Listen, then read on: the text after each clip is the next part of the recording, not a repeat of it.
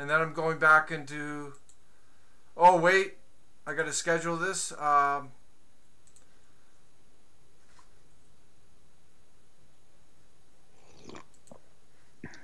Okay, we're live now. Thank you, everyone. We just want to do a test run here, everyone, on our... we just want to... Hi, everyone. Welcome tonight. We're just going to do a test run on our audio. So just give us some feedback. Greg, how are you doing tonight? I'm doing great. It's a beautiful, beautiful evening here in Nova Scotia. I'm just outside of Halifax. Wonderful. Last week when we did the interview, I was in beautiful Cape Breton, Okay. my home province. Cape Bretoners still don't consider Cape Breton part of Nova Scotia. We're still island people. I'm just checking the audio. We just want to... Hi, everyone. Welcome tonight. We're just going to do a test run on our audio. So just give us some feedback. Greg, how are you doing tonight? I'm doing great. Okay, audio's good. Beautiful evening here in Nova Scotia. I'm just outside of Halifax.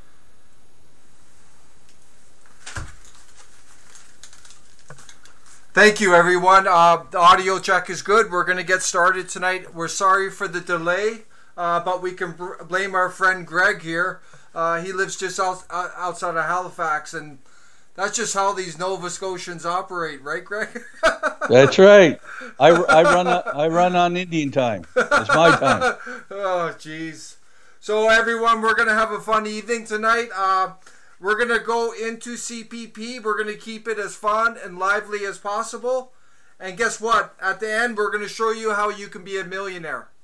And how we're going to help you become a millionaire. And that's the great silver lining tonight.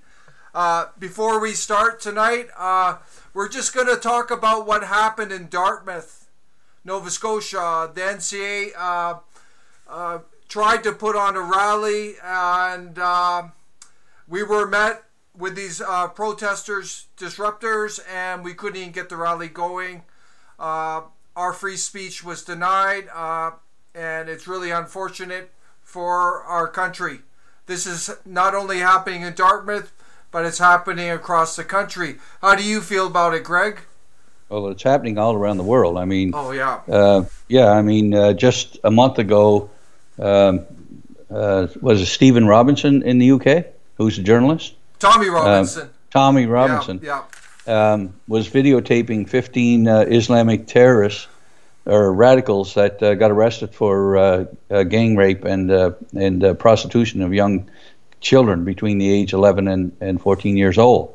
And they were going into court, and being a journalist, he was recording them going up the stairs, and the judge ordered the police officers to arrest him. He didn't do anything wrong, and they threw him in the back of the paddy wagon. They rushed him at the back of the courthouse, brought him into court, found him guilty of that he doesn't know, and he spent over a month in prison eating dog food. Wow! So and he lost 40 pounds in prison, and it's only because the left wing bureaucrats that really have control of the country. I'm talking judges, politicians, police officers. They, not all, but the ones that are. I'd like to know where the ones that are against the Islamic movement. Why don't they step up? I really don't know, but Tommy doesn't know why he got arrested, and this is what's happening all across the country. So what do you think? Is this part of this globalist thing? Oh, it is. This is what it is. When you listen to somebody like Gabriel or Bridget Gabriel speak, and other historian professors talk about the Islamic invasion and the movement, it's been going on for thousands of years. Yeah. But it just bred some light here in the last 20 years, where they started to invade countries like France and Germany, and these weak politicians in the UK and Germany and Spain and France, and Obama in the US, and now we've got these weak leaders in Ottawa now, the Liberals. They're allowing these Muslims to invade our country. They're coming here without wives. They're well-dressed, well-working cell phones. Their pockets full of cigarettes and money. They're not what the liberals are calling refugees, and they're not migrants. What I consider a migrant or an immigrant is somebody who's coming to the country to help Canada and to assimilate. These people are not interested in assimilating, and they come from a country that have no laws, so they bring that same mentality to our streets, and that's what's happening in the streets. Yeah. People here in Canada really are sticking their head in the sand, because when you follow what has been going on, and the first thing comes to my mind were the 17 Islamic terrorists that had a gigantic bomb that was going to blow up Parliament Hill and cut the heads off all the politicians, you know. And I've had people say to me, well, it'll never happen in our country. Well, they have very short memories. That just happened 12 years ago. Yeah. And then shortly after that, a father killed his wife and his daughter. Yeah. With an honor killing, you know. So exactly. We're getting all kinds of bombs that are happening in the streets of Mississauga and out in Alberta. Yeah. And the left-wing media like CBC and the Global and CTV are not reporting the truth, and they're hiding it. Like the shooting on Danforth here a couple of weeks ago, they called the guy was mentally ill, mentally disturbed. We have thousands of mentally disturbed individuals. And I don't mean that to be brass at all, but I sympathize with anybody that has mental issues like anxiety or depression. But right away they were quick to say that it was a mental issue. Well, we have thousands, probably millions of people with mental issues. They're not going around with a gun shooting people. Yeah. You know? Excellent point, Greg. And so just to get back to Dartmouth, we got a live 8-minute video up, everyone. So take a look at that. You'll see the nonsense, the insanity that we're dealing with. And those people are insane. Unfortunately, the good news, everyone, there's been a lot of great patriots from Dartmouth who are joining us, and we're tapping into a silent majority. But I do have to make clear what's going on in Canada. This is not just a liberal thing. The previous government had historic mass immigration. The previous Prime Minister set up Islamic Heritage Month in 2009. The foreign funding outflow is consistent with this government. The previous government was funding climate change in the billions in developing countries. So this is just globalist agenda, everyone. And Pierre Trudeau. And we need to face that fact.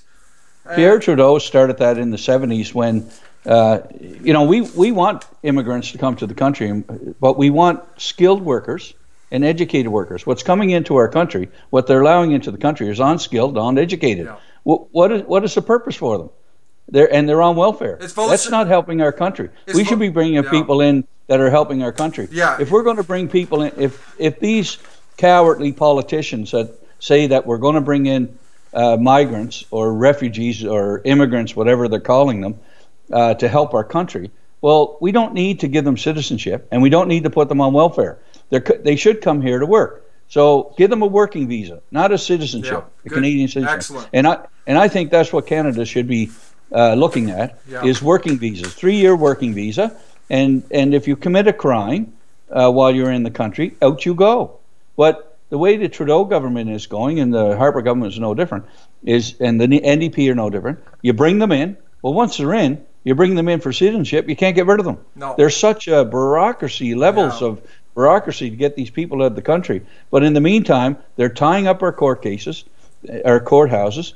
They're spending thousands of dollars in money challenging our Constitution. And that's not what the Constitution was built for. The Constitution was built for people that are going to assimilate, not come to our country from their shithole countries and try to change our country into a shithole country. Yep, that's what's happening, everyone. So we have great policies to deal with this. We're not going to get into this any further tonight. We want to get on to CPP. Sure, we can get into it later. Yeah, but just mistake not. Under the NCA plan, if any new immigrant commits a criminal offense, regardless of the severity, they're deported. Day one. The second thing is there's no welfare handouts. No, health care, nothing for a minimum of 5 years. Well, we've got billions of dollars leaving this country. Yeah. You know, and we have veterans that are living on the streets, have serious mental issues. Nobody's helping them at all. You see them on the corner streets, or you see them sleeping in alleyways or in doorways. We have senior citizens who worked all their lives in this country that are living below the poverty line, collecting CPP, peanuts from CPP and the old age security. Meanwhile, there's billions are leaving this country, that it's all for the purpose of what? So that Justin Trudeau can win the Nobody's Pizza Prize. I don't call it. Since Obama won the Nobel Pizza Prize, or Nobel, I've been naming it a nickname for the last 8 years. I forget the name of it, but I call it the Nobel Pizza Prize because it doesn't mean anything anymore. Yeah, it doesn't. When Obama won it, and that's all Trudeau is trying to do. Sure. Is Trudeau's trying to get the Liberal Party back in, running on our mother money by giving our money away and trying to win the Nobel Pizza Prize. Yeah, exactly. So we oppose this globalist agenda. We're going to shift to CPP, everyone. So we're going to tell you the facts. We're going to tell you what's going on, and we're going to tell you our solution and how we can make most Canadians wealthy. And Greg, the bottom line, Greg, the CPP is our people's money. The government doesn't put a dime into it. One dime, no. Yet they claim ownership over it. Yeah, they're keeping it from the Canadian people. The whole purpose of this policy, Stephen, is you and I worked on this, is to get Canadians out of poverty. And Canadians that are not living in poverty, give them their amount due of what they contributed. And it's like you said, the people that are contributing to the CPP are the working individual, the working slave to our tax system in Canada, and the corporations or the small companies, and the small corporations or self proprietorships. Yeah. And that's who's contributing. And Justin Trudeau just raised the CPP contribution up to 9.9%, which is well over $5,100 a year now. Wow. Now, that's astronomical, and we're going to talk about those numbers, how they equate to bringing Canadians out of poverty and to making each Canadian who contributes to CPP a very wealthy individual. Yeah, exactly. And that's what we want, everyone. The NCA restructure of the CPP, we have two agendas in it, main thrusts. The first one is we want to make Canadians wealthy through the CPP. The second one, and equally important, everyone, we want to shift the power in this country from the entrenched 1% to the people. Right. Right now, there's an entrenched, corrupt, globalist 1% that is controlling everything, and they're just flickering tidbits out to you, everyone. And that's why we say we need a revolution. And we're talking nonviolence, but this country needs to be shaken up. Our people are coming last, right, Greg? And well, we're not talking about a revolution with pitchforks and torches here. No, not at all. What we're talking about is a political revolution. Yes. To where we're presenting them a party that is going to work for the people. So the thing is that a lot of people don't understand in Canada. Only 3% of the voters do, and that's about 64% of the Canadian population that do vote. But the people that control the money in this country, and I don't hold any grudge against those people, and I take my hat off to them, that the very rich that have became rich, and I'm only talking about the ones that worked hard to get there, not the ones that inherited their blue money, but I'm talking about the ones that worked hard and built a company and became rich. That's who I respect.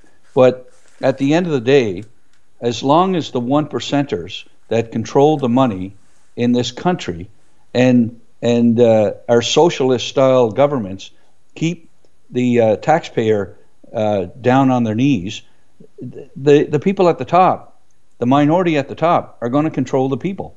So what this policy is going to do is, like you said, is it going to reverse the role? And we'll explain that when you see the numbers. it's very simple to understand, and I'm going to try to keep it simple when I talk about the numbers. But the numbers speak for themselves. If you deposit money into an investment and you were to receive 7 or 8% compounded interest, and that's the magic word, is compounded interest, you, at the end of the day, after 30 years, you're going to have a nice, comfortable pension. I mean, it's not, I'm not talking about a pension to where you're, you're going to be able to go and buy that yacht, but the difference is the average payout on a CPP is $651 a month. But the individual who contributed to get that $651 could be somewhere in the vicinity of $76,000. Now, if you compounded that $76,000 over a period of 30 years, that would equate to over $300,000. Yeah. Now, $300,000 will pay you out $24,000 a year to you for the rest of your life. Actually, more than that. It actually goes up. I've got the numbers. Do you want me to show it now? Well, we'll get into that. Right. Just for the listeners that weren't here last week, I'll just give a little bit of history on CPP. CPP was brought in 1965 by the Liberal government, which was a good thing at the time, because in 1965, it was actually introduced in 64. It was voted on in 65. And the reason it was people were going to work every day and they weren't saving for a pension at the end of the day. So the government took a look at that and said, you know what, let's devise a government pension so that people will have money at the end of the day. But since then, the CPP has become antiquated. There's no need for a CPP anymore because people are a lot more educated. A lot of people have good pensions.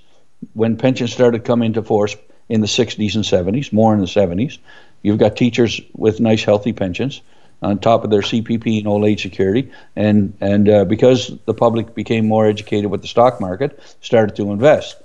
So really, the CPP has become antiquated. And what has happened here, since 1965 to 1999, there's billions of dollars, millions of dollars, adding up to today over $300 billion in CPP. $300 billion, everyone. Yeah. Of your money. Of your money. Yeah, the government hasn't put a dime into it, right? Yes. This is the employer and the employee that made these contributions. And so since 65 to 1999, that money hasn't been invested. So the government, because of their what's the word I could use? Stupidity? Because of their stupidity, Canadians lost billions of dollars of compounded interest on that money that they've been investing. So today, if they had done that back in 1965, because the stock market has been around since 1710, so if they had been investing in a mutual fund, a simple balanced mutual fund, the pensions today would be a lot larger. So Paul Martin in 1999 decided to develop a Crown Corporation, and here we have this Crown Corporation that is vesting in bonds and real estate. Not a bad thing. Bonds are I'm not a big favor of bonds, but they do have their purpose when the market goes down. But what bothers me is these fat cats are running people's money. They haven't put any money into it. The government hasn't contributed anything to it. But in 2009, after the big correction in the stock market during the prime rate fiasco, these guys were getting $2 million bonuses. Well, Canadians were living below the poverty line that contributed to CPP $2 million for over 30 years. $2 million bonus of your money, everyone. Your money. Right. That's right. Tax money. Yeah. Your money. And remember this, everyone. Greg, I have to add something in here. There was a news story of them throwing money into Mumbai, low-income housing. Yeah. So real estate. That's what they call it. Yeah, but it's just part of kind of the global appeasement policy they have, right?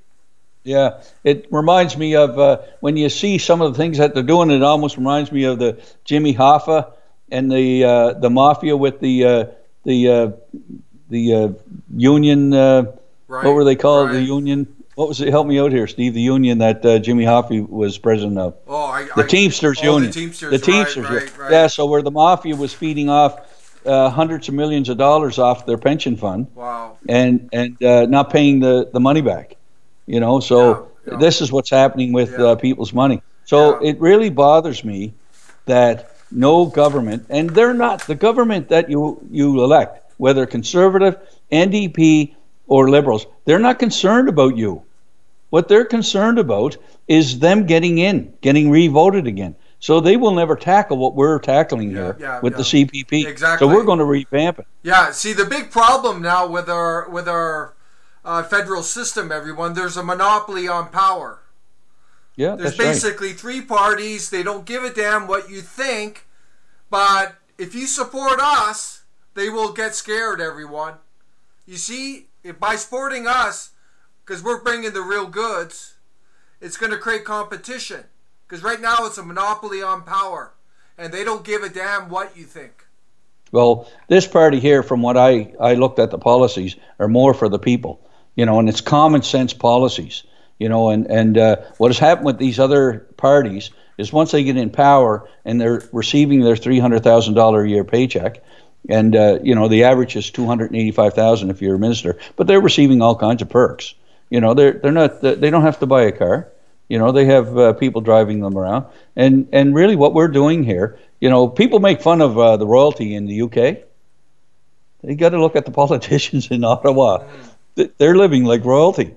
And we have people that are living in the poverty. Yeah. So basically what we're trying to do is we're going to give the money back to the people. So just bear with me here for a second, because here's what we would like to see happen. The $300 billion, or the over $300 billion that is now in the coffers of the government, what I want to see is that money go back to the families. And what I mean by that is, if children have lost their parents in the past, and their parents contribute to the CPP, we want to give that to the children. And how we're going to do that is we're going to keep it locked in, so the children won't be able to just flute it out and blow their pension, because we want to look after their children and their grandchildren. So all that money will continue to stay locked in, but you'll receive a pension for the rest of your life. And because it's locked in, the children that inherit it from their parents will be able to pass it down to their children on top of the CPP that they've already contributed to.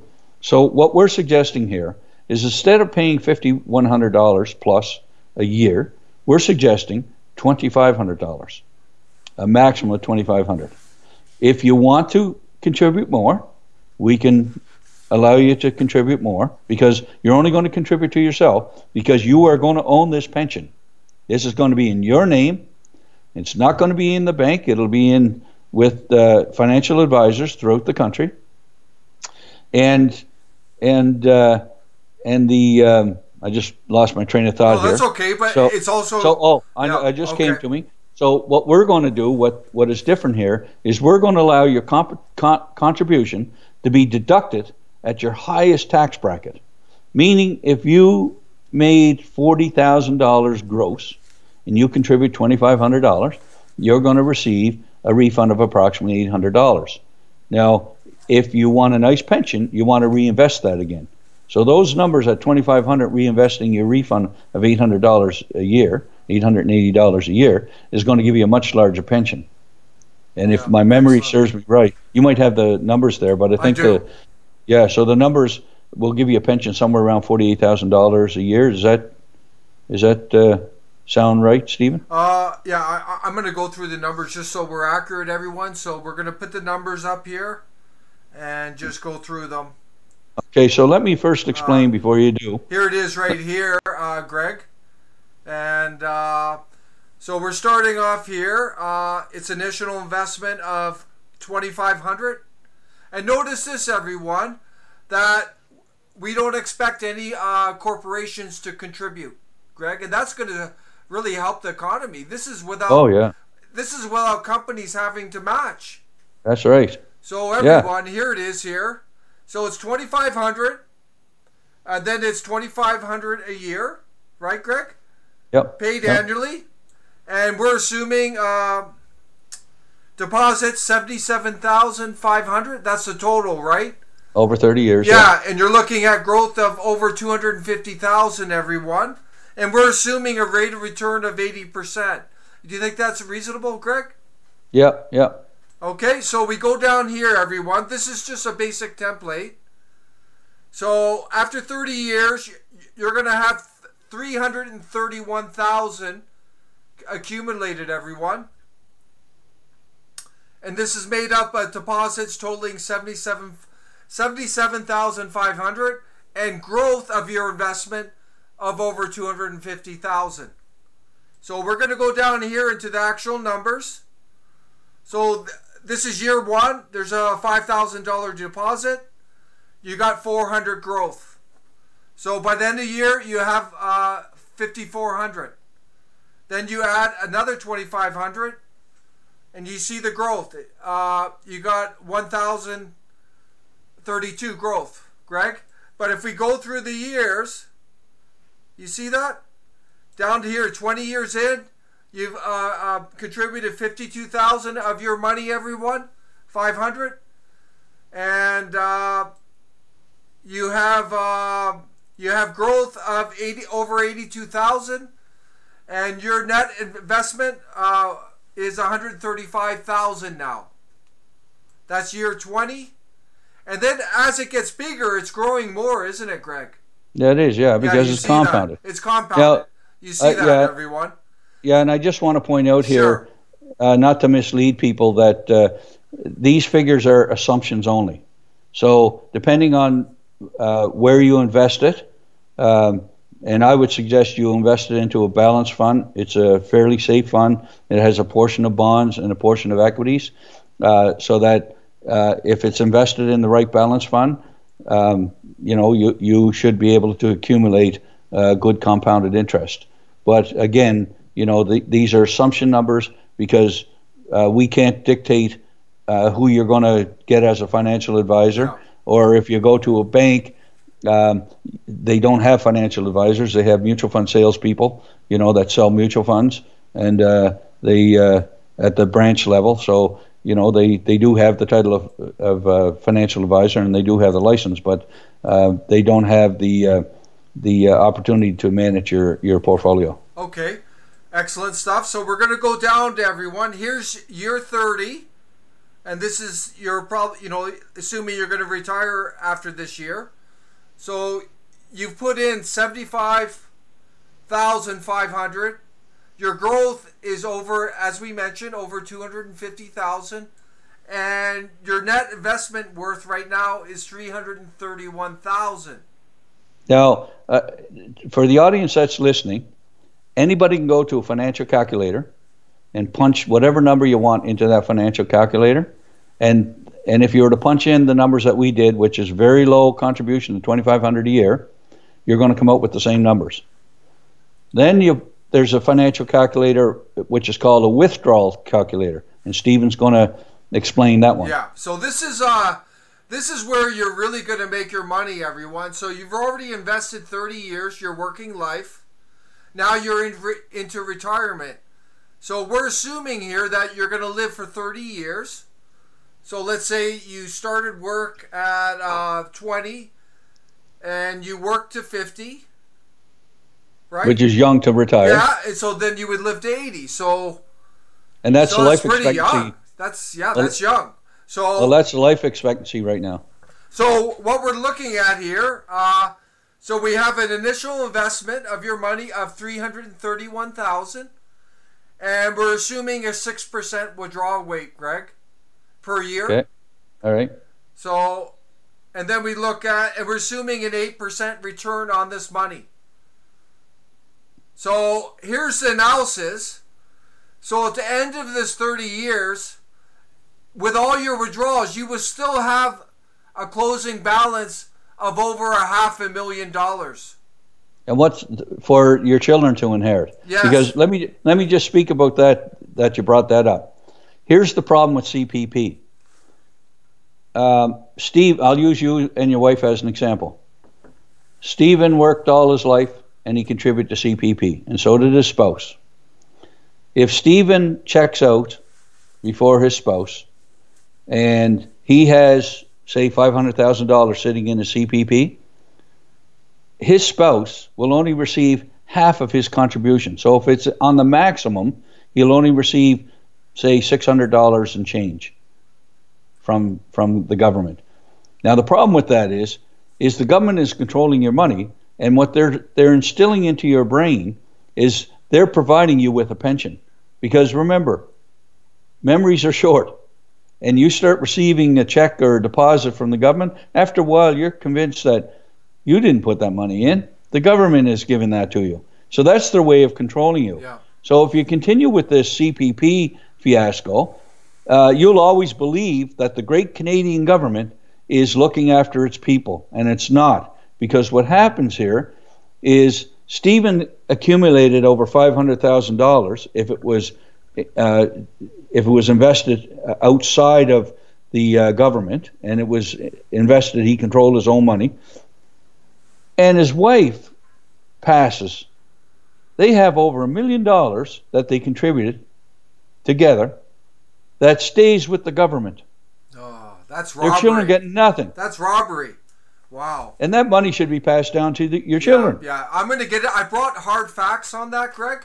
So okay. I will dig deeper into that, everyone. So we're going to go through these numbers. So you are in retirement now. So your opening balance is $331,000. So that year, under our plan, you'll be withdrawing close to $20,000.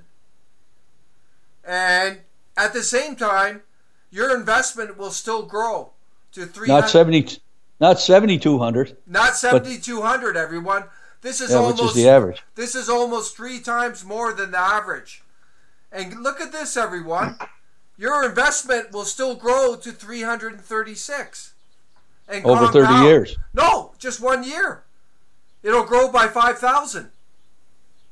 After withdrawing, yeah. Yeah. So look at this, everyone, because it's compounding. And that's how you want your investments to work. So look at this, everyone.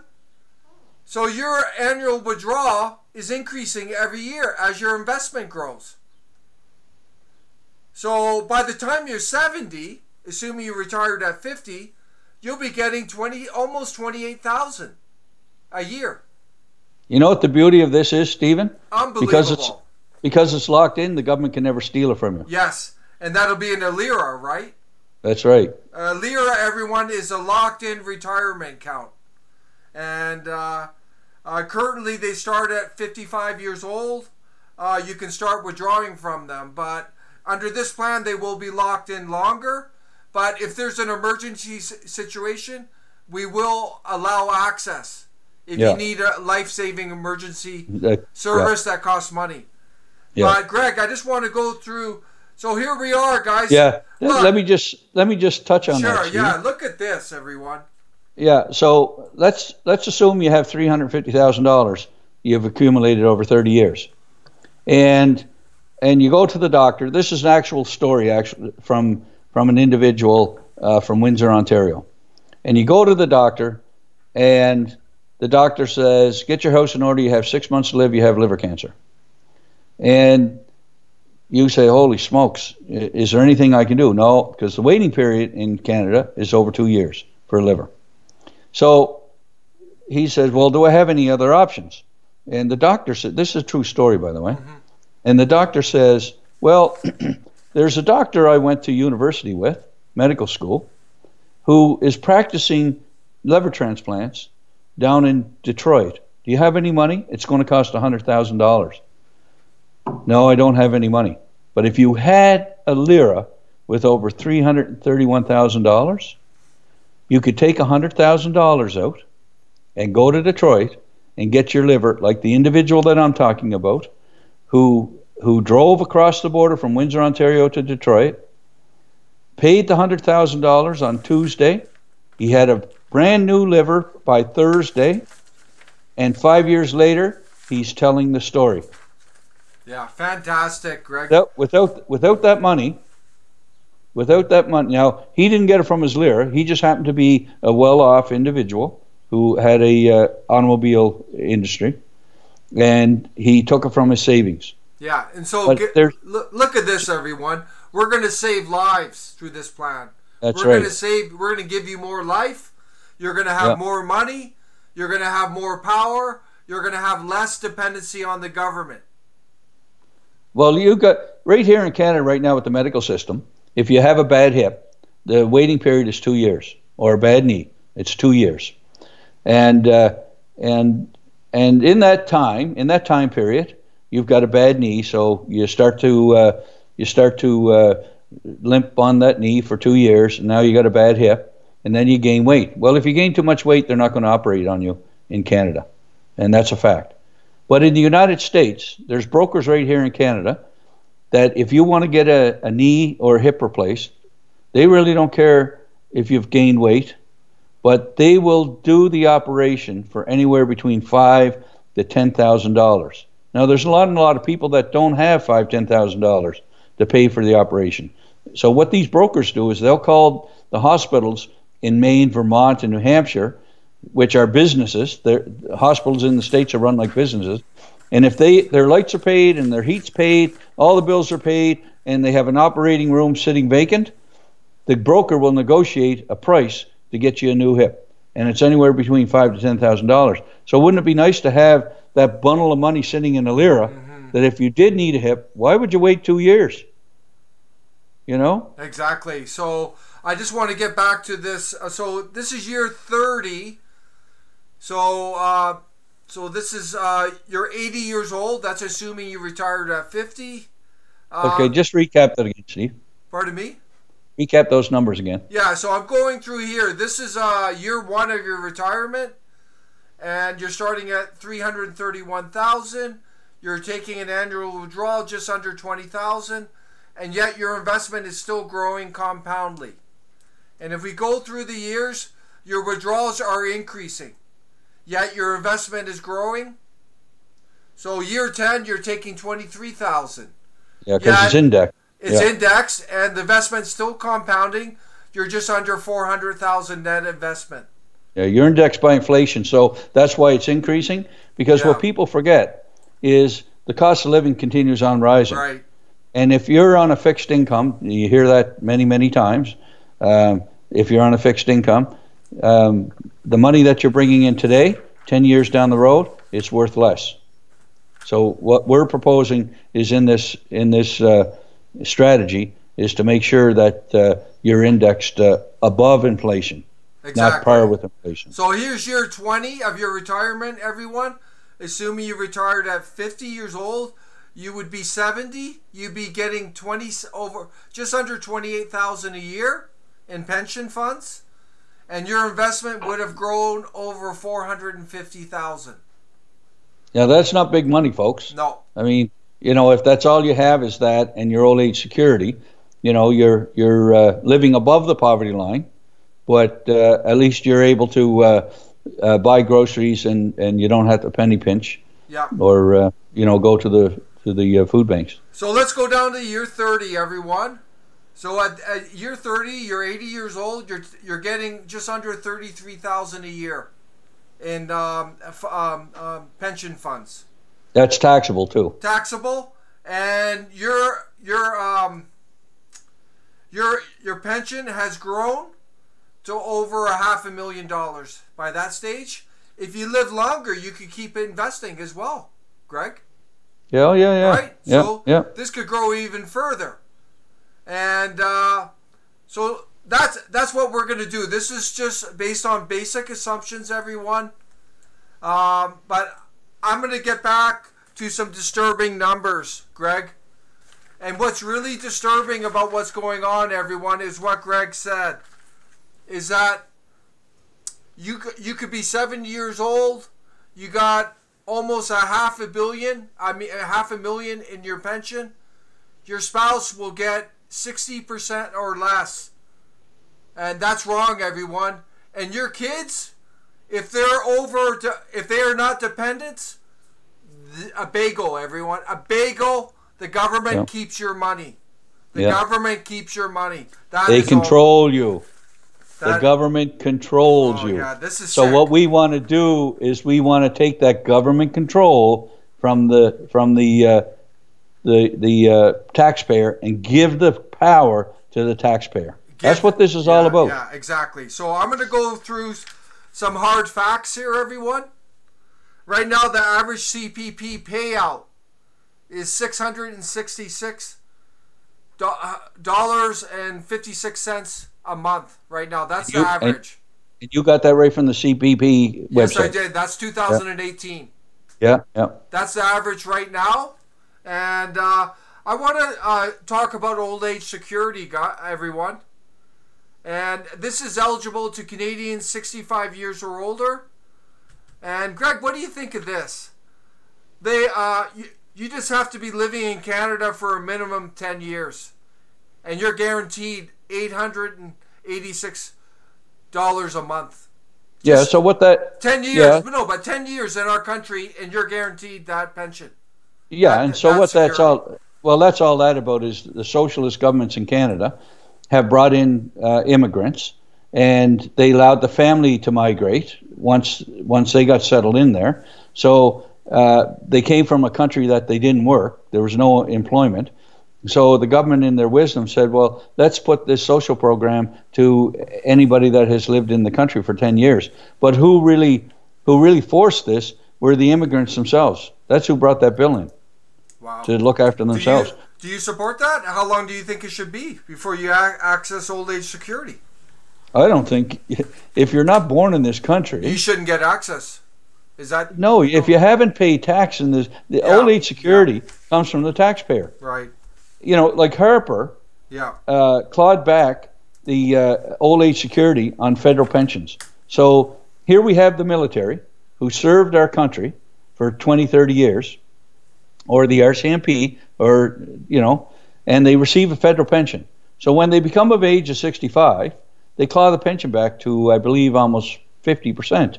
So if they were receiving 700, I don't know the exact numbers, but if they're receiving 700, they're now only receiving $400. Well, the whole premise of that is so that they can give it to the migrants that have been in the country for 10 years. You know, but the way they spun it, the way Harper spun it, is you can't have your cake and eat it too. Well, hold on now. These are the people that served our country, and they put their life on the line, you know, and some of them are living on the streets now because of what they experienced over in these shithole countries, and now they're have to take less, and I don't agree with that at all. Yeah, and exactly. That's an excellent point. Give us your feedback on that. So NCA is proposing that old age security should be only eligible to people that have paid, what, 20 years? Taxes. How many taxes? 10 years, 20 years, 30 years? 30 years. What if they're under? Well, if they come in and they're a Canadian citizen and they've been paying taxes for 20 years, then adjust it to the amount of money that they pay. Yeah, adjust it. Taxpayer amount. And basically, what we're talking about is getting away from the social programs for votes. Because at the end of the day, Stephen, all this stuff is all about votes. Exactly. But also deal with stay-home moms, right, who aren't paying tax. You have to account for that, right? Yeah. Well, I know we talk about not being a socialist government, but at the same time, mothers that want to stay home with their children, and they're skilled workers, teachers, lawyers, doctors, whatever. I think we should look after our people and pay them a good salary while they're home with their children. You know, if I had been prime minister in the 70s, I would have done it totally different than what Pierre Trudeau did. Pierre Trudeau brought in migrants, and the reason he did is he wanted to get votes, and he gave immigrants that came into the country money to start businesses and gave them 5 years free taxes. But at the same time, they were coming in and they were growing their population, which was good for the country. You know, they were good for the country. But Harper did a study on migrants coming into the country and working here, and they found out that only 20% of immigrants that are in the country are actually contributing to our tax system. That means 20% of immigrants that have been in our country since the 70s are they're the only ones paying taxes, but 80% haven't. Yeah. So what I'd like, if I had been prime minister back in the 70s, Yeah. Instead of bringing in immigrants under this globalist facade of, oh, we need people in the country, stop believing that. We don't need people in the country. No. We have 32 million or 36 million in the country. 36 million, yeah. Yeah, 36 million. Yeah. We don't. No, we we have don't. Unemployment in areas of 28%. Yeah, exactly, exactly. We don't need immigrants. Don't need them. It's baloney. Yeah. So what I would have done in the 70s is school teacher professionals and people that are working that decided to have children. I would have paid. Now, God forgive me, because this is a socialist program, but it's all about helping Canada become a better country. But I would have paid those professionals, as long as they had children at home, I would have paid them to stay home and bring their children up. That means that instead of having one child or two children and paying astronomical prices for daycare, because Trudeau, what he did in the 70s is he rose inflation up to 19%, put our debt 700 times more than what we had prior to him getting in. And what it made our country do is it sent the mothers and fathers, both parents, out to work. In turn, what we ended up with was latchkey kids that didn't have parents at home. Exactly. So if you want a better country, you want one of the parents at home with the children. Exactly. So I would have been glad to pay the parents to stay home to be with the children until the children started up school age. Yeah, exactly. So we would compensate stay-home moms, stay-home dads, in terms of not a salary. Yeah, but also away from CPP, so they would not be penalized for that time rearing their kids. Oh, for sure. Yeah, right, everyone. So we're going to shift here. That's a good point, Greg, and you can see the insanity. There is an attack on our family, everyone. On our country. This is our country, our people, our homeland, everything. Yeah. So we're just scratching the surface. I'm shifting here. I could not believe this, Greg. I've read this today. CPP. And this is through the irresponsibility of the government that we have in Ottawa, these globalist governments, but through international social... Listen. They really care about us, Steve. No, but listen to this. Listen to this, everyone. Through international social security agreements with other countries, new immigrants who come to Canada who have not worked a day in Canada or contributed to CPP have access to CPP. Oh my God, I didn't know that. Did you know that, everyone? I didn't know that. This is pure globalism. Can you believe that? Wow. People, I'm going to read that again, everyone.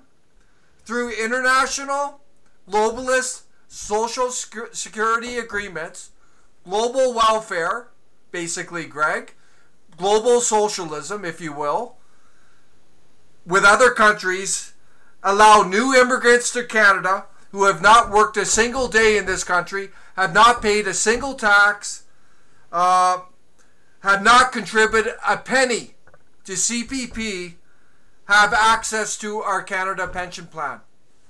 That's what's when going you say on. So when you say access, what do you mean by access? Give me an example. Monthly payouts. Of how much? It depends on, I guess they would, whatever they say they contributed in their other country. They could just make it up. There is no CPP in shithole countries. No, but they could just say they did it privately, or who knows what they don't have to prove it? I don't know to what extent, but they get points. And then they get access to our CPP. And I was talking to a gentleman, a new member from Okotoks, Alberta, and he talked about, remember last time I talked about new immigrants getting right into our CPP, and it's happening, Greg. So Trudeau brought in 50,000 migrants, in the last year, and nobody knows anything about them. There's no background, right? They're allowed access to guns. They don't have to show their face. They can get a gun permit without taking the course. The RCMP or nobody knows what kind of background they have. They could have been a hitman or a mass murderer, but they're getting guns without getting gun permits, without any kind of search on their background.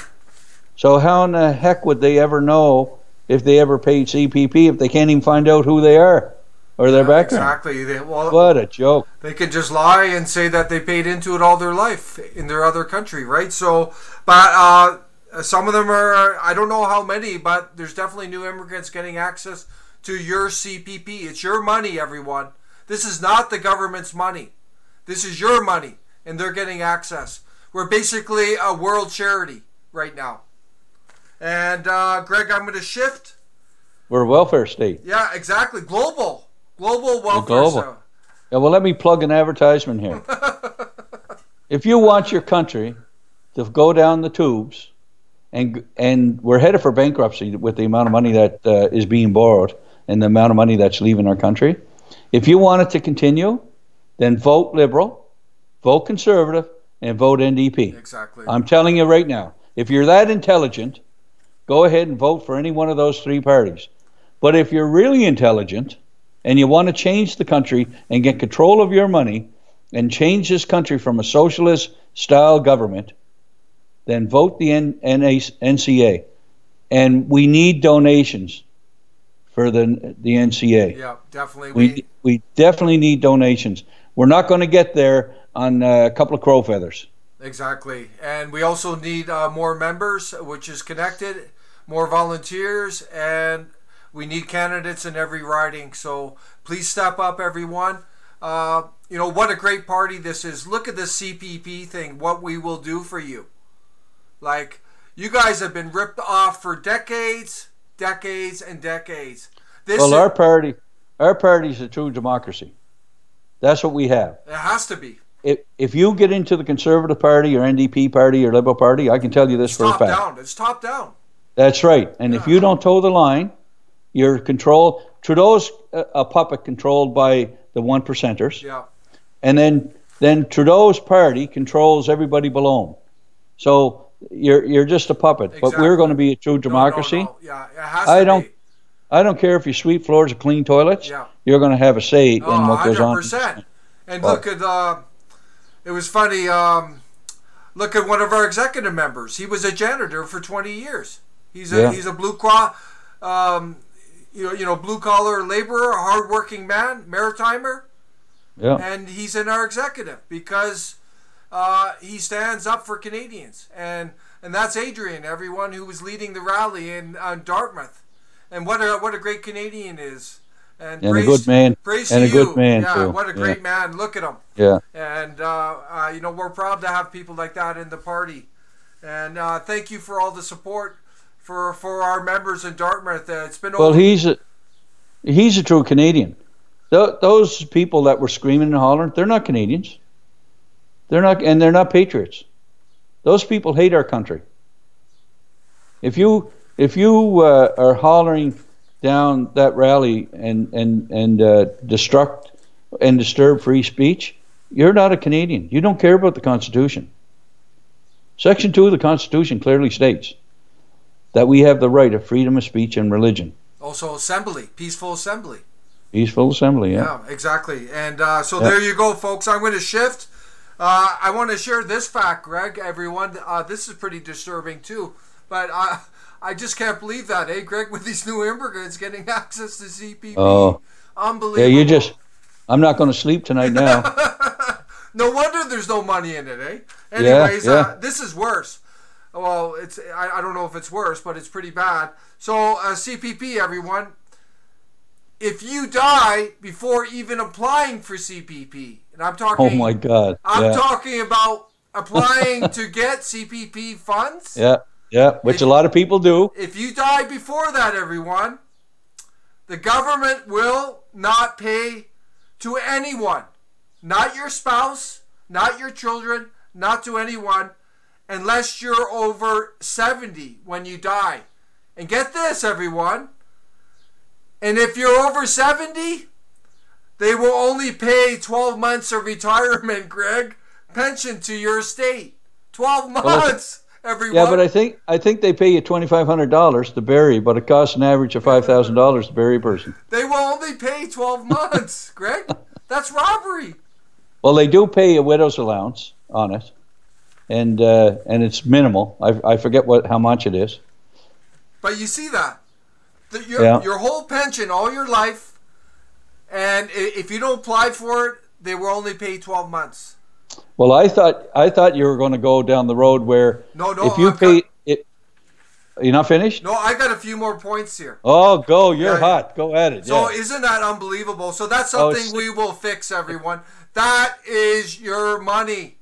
That is robbery. This will change the country. Yeah, you guys will become wealthy. This is something else quite sickening, everyone. It's called the survivor benefit.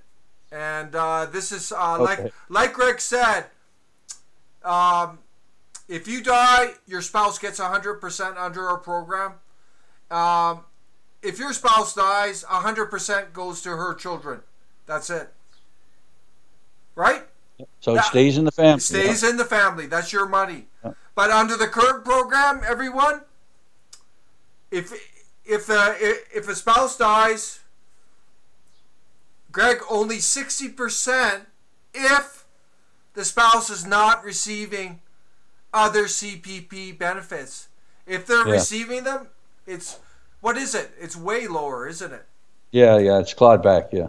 Yeah, isn't that disgusting, everyone? And Greg, get this. If you're under 45 to 64, it's a flat rate proportion. Well, look at something just popped into my head here. Look at a gay couple. They're living together. And one of his spouses pass, or his partner passes. The government wouldn't pay even half. They didn't consider that. There you go, everyone. And get this, it gets worse, everyone. If your spouse is under 45, she only gets 1/120th. Greg? Yeah. Of the pension after you die. Oh yeah, it's a real joke. If you're under 35 and your spouse dies, you're not paid out till you're 65. I want to ask you something, Steve. Greg, no, go ahead. Yeah. Why do you think the government wants to keep all that money from the people? Their money. Why do you think that? Corruption, power. That's all I can think of. Doesn't make sense, does it? Yeah, money is power. I'm assuming it's contempt for the people. Yeah. I don't know what they're doing. Yeah. It's robbery. Yeah. Well, picture this now. You're a young man. You and your wife are still growing with your family. If you're going down the Métis Trail outside of Calgary, and the both of you get checked out by a serious car accident, a cement truck runs you over, and you're 59 years old, nobody in your family is ever going to collect CPP. Yeah. All the money that you and your spouse contributed for 30-some years, yeah. all that money stays with government. It doesn't get passed on to your children. It does. It does only in one sense, everyone. If the children are dependents, Greg, that is, if they're... At 59, they shouldn't be, Stephen. Yeah, exactly. That's the point. But if they are dependent, Greg, they will give them only $241 a month. They'll be able to live out. They'll be able to live on oatmeal and marshmallows. Yeah, did you see that? But yeah. If there's no dependents, everyone, if they're over 18, or if they're not in university up to 25, you get zero, a bagel. All that money, your parents' money, goes to the government. That is wrong. Yeah. And under our plan, Greg, 100% to the kids. So if we look at the numbers, that's $500,000, everyone, into your CPP. And just to clarify here, what Stephen is talking about, if Stephen and his spouse were to check out at age 59 and a year prior to them being eligible to collect CPP, this will be passed on to the children so that when they reach the age of 60 years old, they will then be allowed to start to draw from it. Unless, like Stephen said, if there was a medical emergency or something of that nature, they'll be able to open it up and draw the amount that's needed. But the whole premise of this is so that it's going to be a domino effect to where Canadians will become millionaires. And over a period of 50 to 100 years, as you pass this money down, if it's invested properly, then Canadians will be multimillionaires. And what about the spin-off in the private sector? Well, the spin-off is going to be huge. Huge, everyone. Look at the spin-off. It's going to create employment. Huge employment. And where the corporations or the small entrepreneurs won't have to contribute from their profits. So you take say 10 employees in a company, that's going to be a saving, of $25,000 for the employer. Right from the get-go. Yeah, exactly. So, that too, because there's no employment contribution. Yeah, employer and contributions, but also all that investment money, $300 billion, going into the private sector, Greg. It's going to be huge. Huge, everyone. Yeah. You're going to be rich. You got to vote for us. You got to join us, donate for us on this policy alone. Yeah, and we're not playing with the numbers here. No, this is not. reality here. Yeah. And it's something that no government wants to tackle, because what Steve alluded to earlier in the conversation is it's all about control. That's what it's all about. Yeah. They're not going to touch the CPP, because as long as you're getting that deposit into your account, you really think the government's looking after you. And that's exactly what they want you thinking. Exactly. So it's called dumbing down of the population. Exactly. Plus there's special interests who are benefiting, Greg. Yeah, who are connected to those big parties, right? Well, of course they are. Yeah. So you think for 1 minute that the people that are working for that Crown Corporation that are getting those $2 million bonuses, that they're not chucking millions of dollars into the Liberal Party right now or the Conservative Party? Sure they are. Yeah, big time, everyone. So we need you to get behind us so we can take this down. This is entrenched corruption. It's like, Greg, it's exactly what you said. They're just dumping down the populace. Oh, here's $660, $651 a month. The government's giving me money. You feel like, they care about me. Thank God the government's giving me that money monthly. Yeah. Yeah. The thing is, a little bit of background on me personally. I come from Cape Breton, a coal mining town in Glace Bay, and I was brought up pretty poor. I'm part native, and there was times when there was no food in our refrigerator. Back in the '60s, growing up, and '70s were no different. But it got a little bit better because my father was a war vet, and he had to fight to get his pension from the Canadian government. And when he finally got it in the mid '70s, things started to turn around a little bit. By then, I was in Toronto going to school. So, but the thing is, I worked hard. The government never ever gave me anything, and I became a success without any government assistance. We don't need government assistance. It's not necessary to bring migrants or immigrants into this country and say, here you go, here's $100,000 to start a business. That's great, if it's productive. But if it's not productive and successful, they're just throwing our money out. And if somebody is going to give you $100,000, if the Liberal government gives you $100,000, who do you think you're going to vote for? That's all this is. They're buying votes. It's illegal to buy votes in Canada. Greg, they do it all the time. But Greg, it's just ripe through our society. Look at corporate welfare. Yeah, same thing. Oh my Lord. And there was a report under Harper. 1 year he was giving $30 billion everyone in corporate welfare, and they were saying exactly what you said in that report. At least half that money was wasted, everyone. No, they gave themselves bonus. $15 billion wasted, Greg. Stephen, for the people that are listening, explain what corporate welfare is. You and I understand it. But a lot of people say, corporate welfare, what's that? Is that a corporation getting welfare? It's basically, I'm telling you, everyone, what it is. I'll tell you in layman terms. It's basically bribing a company to stay in this country. They're bribing them for votes. They're bribing them for some kind of kickback to the government. And I'll give you an example. It was a Toyota plant And the Good example. Well, the current government and the Ontario government under the previous Wayne. Wayne, Yeah. they gave Toyota over, I think it was around 300 million, 400 million. For, 250 million, I believe. Yeah, and it was just for 450 jobs, and the subsidy worked out to almost $500,000 per job. Subsidy. Yeah. It's insane, everyone. They're basically bribing these companies to stay in Canada. It's all upside down. That's how this the federal government operates. They bribe. It's all this money flowing overseas is all a bribe. Well, here's what happens, Stephen. That's a good point you brought up. Yeah. Here's what happens at the federal level and at the provincial level and at the municipal level.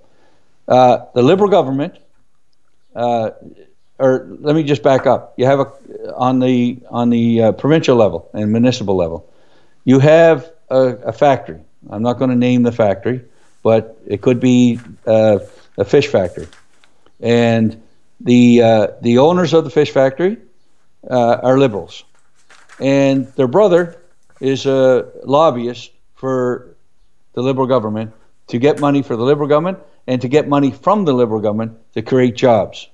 So this fish factory might have 250 people working for them. They have a meeting before the election on the municipal level or on the provincial level.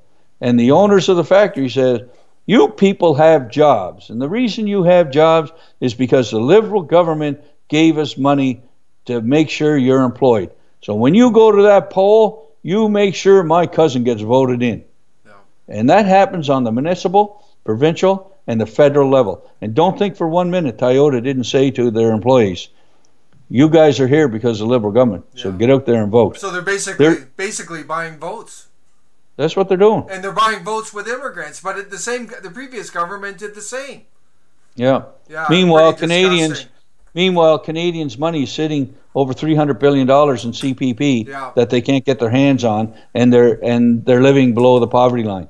It's really an insult to an individual who served our country, and they're receiving $1,200 a month. Yeah. That is an insult. I don't know about you, but if I served my country and I went to war, and the government were to give me $1,200, and then when I reach the age of 65, they reach out and say, "You're not worthy of that old age security, pal. We're going to take half of it back. We're going to claw you back because you can't," and I'm quoting Harper, "have your cake and eat it too." And that money that we're clawing back, we're going to give it to somebody who hasn't worked in our country. Yeah, see, the problem with that statement is Harper had historic mass immigration, so he didn't put it into action. But that's another issue, Greg. Yeah. Right. So we really need to get to Ottawa. Oh yeah. Or not me. I'm not going to Ottawa. You are going there in spirit. Yeah, I'll be there in spirit for sure, and I'll be the one behind the scenes with advice. I'll be the one with the baseball bat if you guys don't do what's right. Behind? No, I won't be pulling the strings. No. But I'll make sure that you look after the Canadian people. Oh yeah, well that's our only priority. I don't talk about myself, but I'm a very humble person, and I'm not after money. I don't need money. Money does, you know what I mean? I have enough. But anyways, let's try and get to some of these questions if we can, Greg. Okay. I'm going to put this up, everyone. We haven't done this before. So we're going to see if we can get in here. And it's on mute. So let's go through these questions.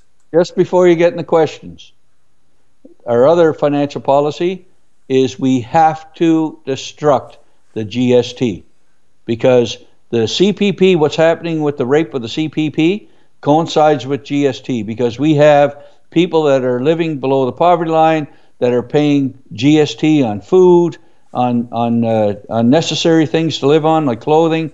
Then you have parents that are paying GST. That money there is a residual income that should be in the bank account so that parents can spend the money. Yeah, exactly. So we're going to do a live presentation on GST, Greg. Are we? Yeah, so let's leave that for another day. Am I going to be present over that one? Yes, you will. I just want to go through these questions. All right, go ahead. So, Julie, thank you for joining us tonight. Rick, hi, how are you doing? George Ham, thank you for joining. Mark, Kelly, thank you for joining us. And here she says 2,500 just for cremation, she says, Yeah. Greg. No, it's more than that. It's 5,000 for cremation. Yeah, exactly. Yeah. I'm looking here, everyone. Death benefit for my dad. Mr. says in May 2017 was only $500. Greg? Oh my gosh. Yeah, and you take a family that doesn't have that money to bury their loved one. Look at the stress that is put on that family. Yeah, look at Kelly Jacobson. She gets it, Greg. They just steal our money. Yeah. I watched that video. It makes me so mad. And, oh, yeah, she's talking about Dartmouth. Adrian, she says he's astonishing what he did. Evening, everyone. We need to take care of our house before we can assist others. I really like that idiot that kept shrugging his shoulders, trying to act like, what's his name, the comedian there, Jay Leno. Yeah. Jay Leno, the Italian thing. Hey, nothing ever come out of his mouth, He's a real idiot. So here's Jason. He said, what about those poor people on disability? Their cost of living goes up too. Jason, yeah, we got great stuff. That's what we're talking about. Yeah, we got great stuff to deal with them, especially if they're paying into CPP, they're really going to benefit. But with our tax plan, Jason, people living in poverty are not going to be taxed under our flat tax system. They will have no tax. Well, we want people out of poverty. Yes, we do.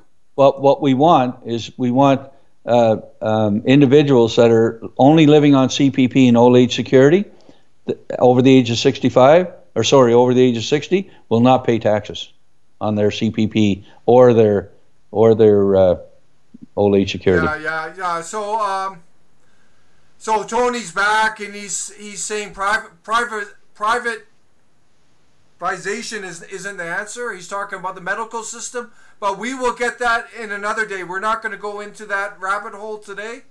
But let me talk about that. Yeah, because he's the guy. Let me address Tony. Yeah, because Tony really doesn't know what he's talking about. All right, Tony swallowed the liberal pill, and he's overdosed on it. Privatization is the answer, because if we have a drug in the United States to treat an illness, and in the United States it's $100. And the reason it's $100 in the United States is because of privatization, because there's all kinds of competition, right? But the minute that same drug comes over the border and comes into Canada, we only have one person, one institution buying that drug. And that drug on it goes from $100 to $2,000.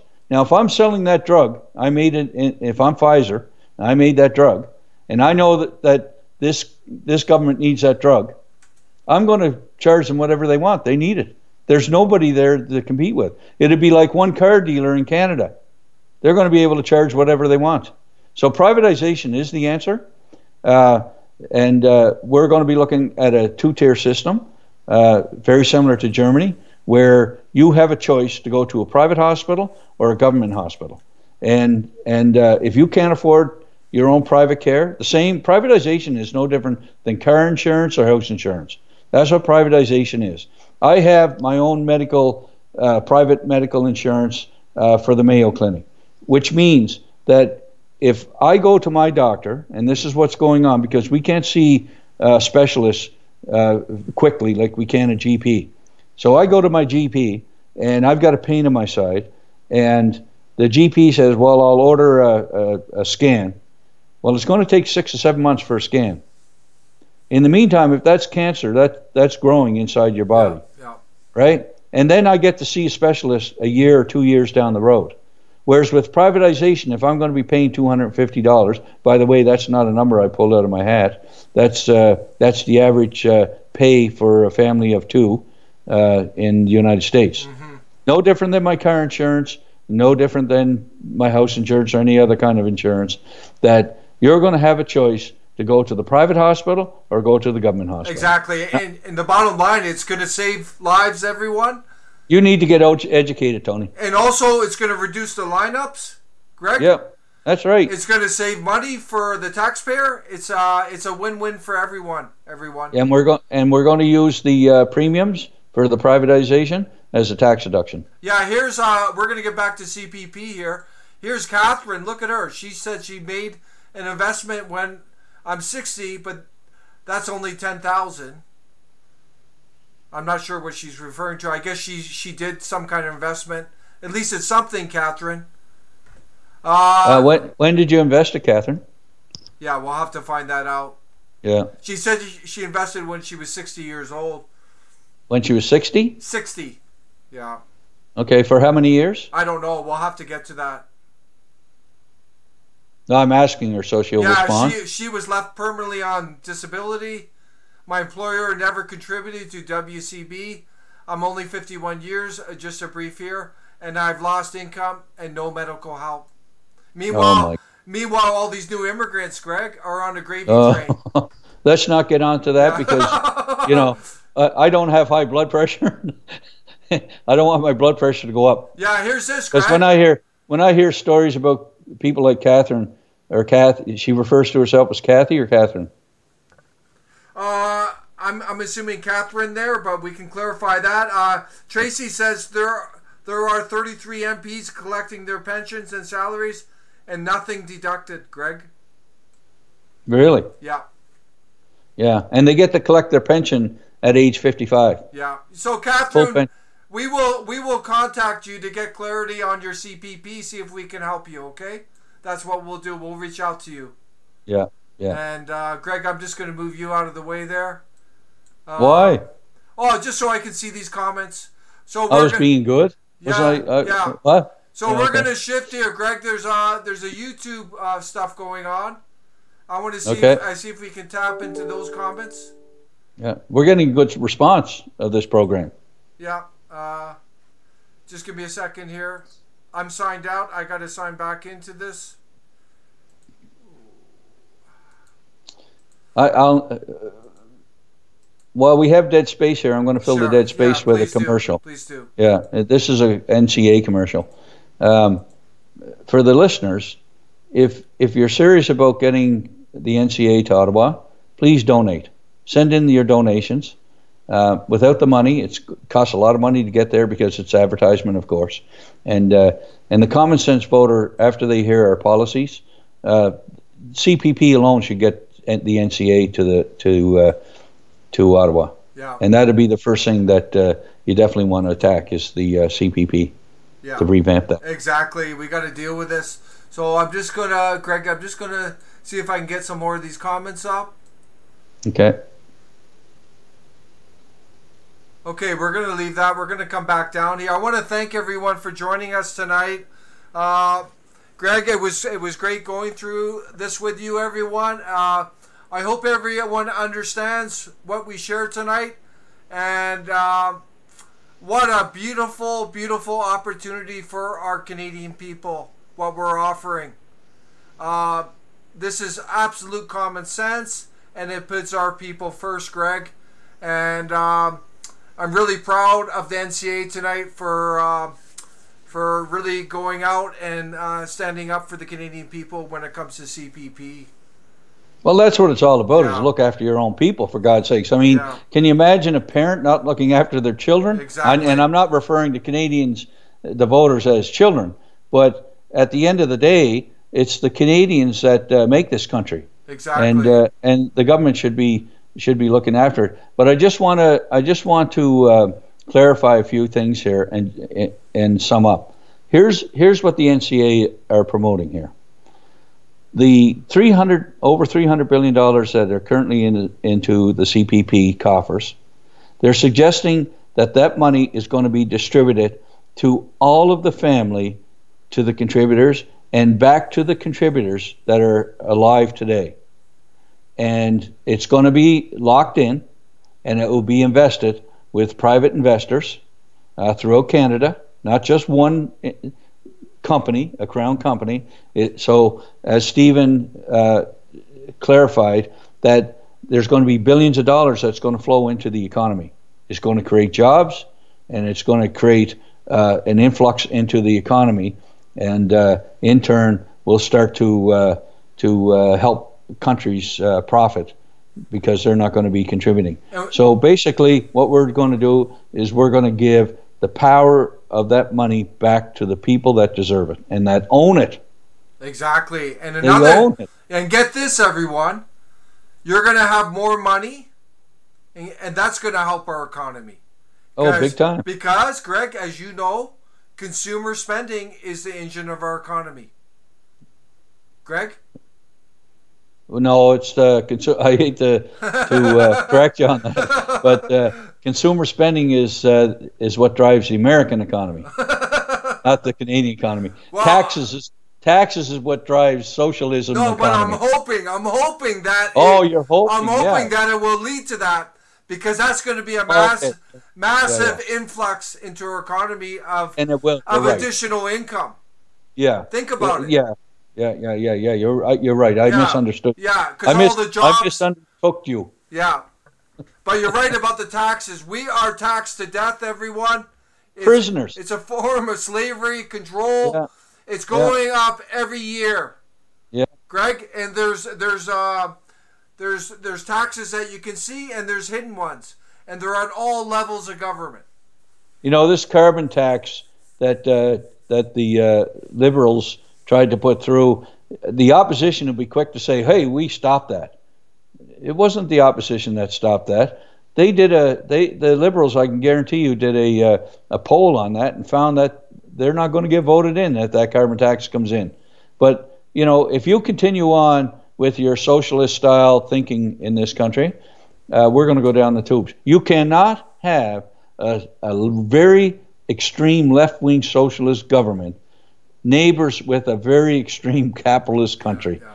They will eat us up, and that's where we're headed. Yeah, exactly. And it's like I said last week, with all the combined taxes in Canada, and I'm talking about all of them, this will include your property tax and your tax on tax and your tax on bottles and your all of tire tax, all of the taxes. If you combine it all, for every dollar a Canadian makes, they go home with 11 cents. The government keeps 89 cents of that dollar. In the United States, the American goes home with 54 cents. We are falling behind savings in retirement, people. These are numbers that come right from my industry. I'm a financial planner. I own Burke Investments. These are numbers that come right from our industry, that we Canadians are falling behind in investing for our retirement. And it's because the government is stealing too much taxes. And they take that taxes and they give it to other people. Yeah, look at the money flowing out of the country, everyone. Look at the CPP scam, Greg. Yeah. Look at the scam there. Yeah. So, you know, please share this message. If you agree with us, please share it, everyone. Again, as Greg said, join us. If you have an extra $5, donate. It will help us, you know, to do ads, to get our message out. So will 5,000. Yeah. 5,000 would be nice. To set up more rallies and to spread our message. Meetings. Yeah, we want to have meetings. That takes money. We want to come to your town. We want to have meetings. If you want to bring friends into this, it's going to be recorded, so you can show it to your friends. If you request to have another program, question and period, you know, I can make myself available. Steve will make himself available. So we'll do something on GST coming up, and there's so many other issues. But we want to thank you for joining us tonight, everyone. And like we said, please share the message. And God bless you. God bless our country.